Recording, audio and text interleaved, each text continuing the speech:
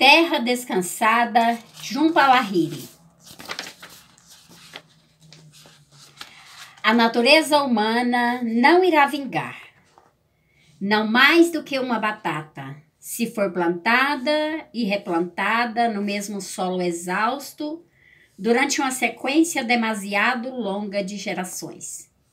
Meus filhos nasceram em outros lugares e, até onde eu puder controlar seus destinos, irão fincar raízes em terra descansada.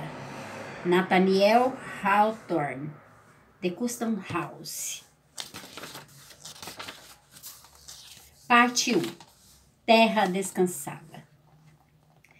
Depois da morte da esposa, o pai de Ruma aposentou-se da empresa farmacêutica onde havia trabalhado durante muitas décadas e começou a viajar pela Europa, continente que nunca visitara. No último ano, tinha ido à França, à Holanda e mais recentemente à Itália. Eram excursões, viagens na companhia de desconhecidos, feitas de ônibus pela zona rural. Cada refeição, cada hotel e cada museu planejados de antemão. Ele passava 2, 3, às vezes 4 semanas fora. Quando estava viajando, Ruma não tinha notícias suas. Sempre deixava o papel com as informações do voo preso por um ímã na porta da geladeira. E nos dias em que ele iria voar, assistia ao noticiário para ter certeza de que não houvera nenhum acidente aéreo em nenhuma parte do mundo. De vez em quando, um postal chegava a Seattle, onde Ruma, Adam e o filho Akash moravam. Os postais exibiam fachadas de igrejas, chafarizes de pedras, piazzas lotadas de gente, telhados de terracota banhados pela luz do fim de tarde. Quase 15 anos já haviam se passado desde a única aventura europeia de Ruma, quando ficaram um mês de férias viajando no trem da Eurorail com 2 amigas.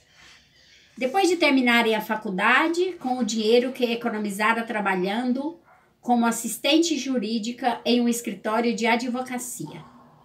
Dormira em pensões miseráveis, praticando uma frugalidade que lhe era desconhecida nessa fase da vida.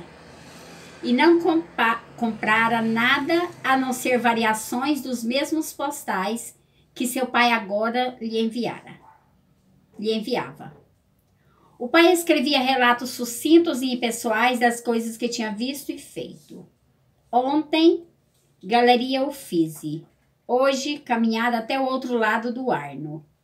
Viagem a Siena marcada para amanhã. Ocasionalmente, incluía alguma frase sobre o tempo, mas nunca conseguia sentir a presença do pai nesses lugares.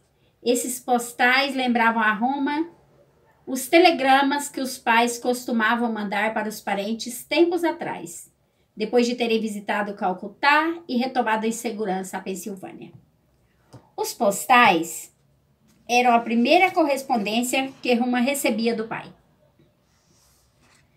Nos 38 anos de vida da filha, ele nunca tivera motivo nenhum para lhe escrever.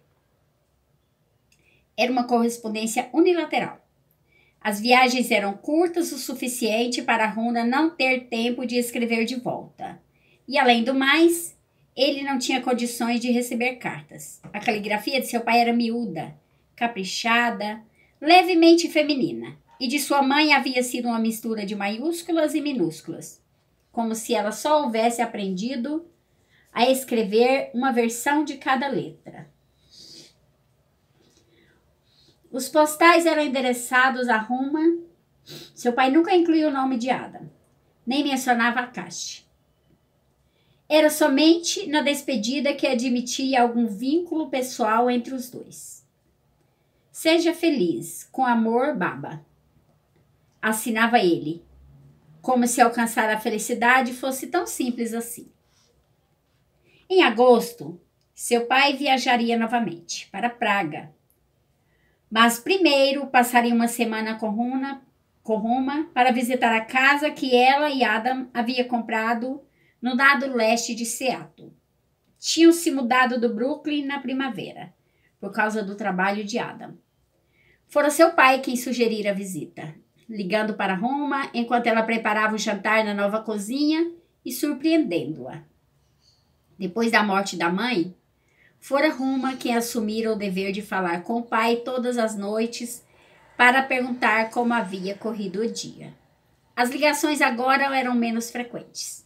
Normalmente, uma vez por semana, no domingo à tarde.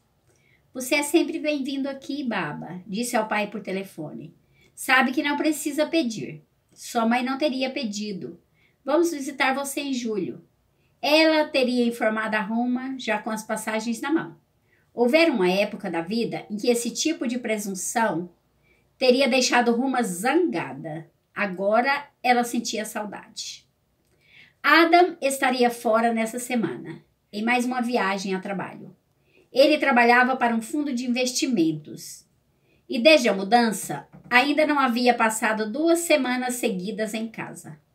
Acompanhá-lo não era uma alternativa viável. Ele nunca ia a nenhum lugar interessante. Geralmente eram cidades do noroeste dos Estados Unidos ou do Canadá, onde não havia nada de especial para ela e Akash fazer. Dali a alguns meses, assegurava-lhe Adam, as viagens iriam diminuir. Ele detestava deixar Ruma sozinha com a Akash com tanta frequência, sobretudo agora que ela estava grávida de novo. Incentivou-a a contratar uma babysitter, ou mesmo uma babá, que dormisse em casa se isso pudesse ajudar.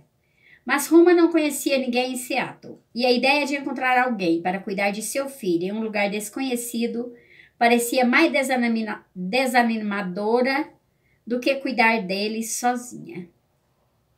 Era só deixar o verão passar. Em setembro, Akash entraria na pré-escola. Além disso, Ruma não estava trabalhando e não conseguia justificar o fato de pagar por algo que agora tinha tempo livre para fazer. Bom dia!